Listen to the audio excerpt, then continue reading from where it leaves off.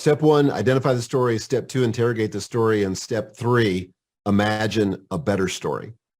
So this is what makes us human. This is one of the best parts about being human, is that we don't have to stay stuck in a story that makes us play small. We can create a different story. And maybe you're an advisor listening to this, and suddenly you have a contact that has a contact, or you have access to maybe bring in a billionaire into your firm, but you're thinking to yourself, you're telling yourself a story, that guy probably has an army of financial advisors, or he would never take advice from somebody like me, or I'm not worthy to advise somebody at that level. And I remember asking Eileen this story at one point, because she was dealing with a lot of Fortune 100 and 500 CEOs. And I said, how do you have the guts to walk into a CEO office when, I mean, it feels like to me, if I were in your situation, there's an enormous disparity of power and authority and prestige and status and all that. And she said, you know what? She said, first of all, she says, I think that what I do matters. And so I've told myself a story that I can make a difference in that CEO's life. And I'm going to take a stand for his or her greatness. And I'm going to speak into that. And I may only get one shot at it. I may get an engagement out of it, but I'm going to take that opportunity, because it's not an accident that I'm there. And for you, if you've got some big client potential and you're telling yourself a story that's kind of making you hesitant in terms of contacting them, you don't know. They may be in your life because they need exactly what you have to offer. So what would be a more empowering story? And it's going to feel awkward when you start telling yourself this better story. Like it doesn't quite fit. My dad was in the Marine Corps. And when I was first started junior high, I discovered his old Marine Corps uniforms he had hanging in the closet. And it was really cool at that time. That this goes way back, Brad, before you were born.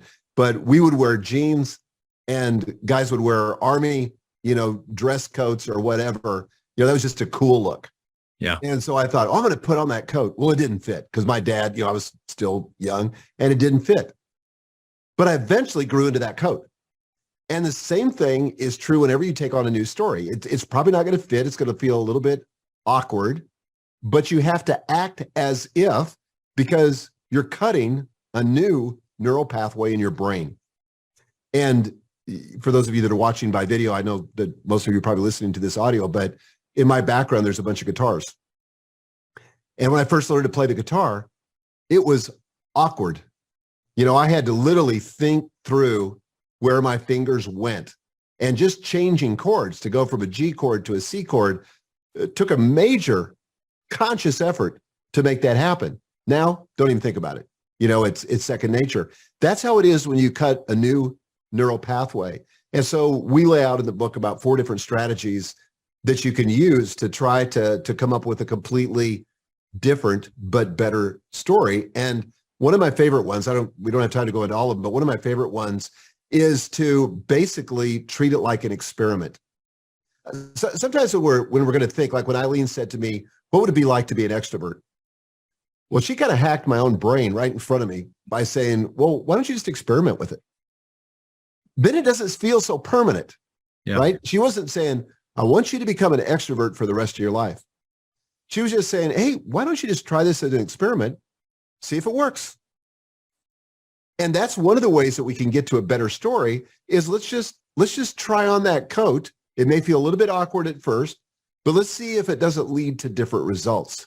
And that's the thing ultimately that we're after. We're not just talking about deconstructing our thinking for the sake of, navel gazing or being preoccupied with ourselves, but for the sake of delivering better results for ourselves, for our families, for our clients, and all the rest.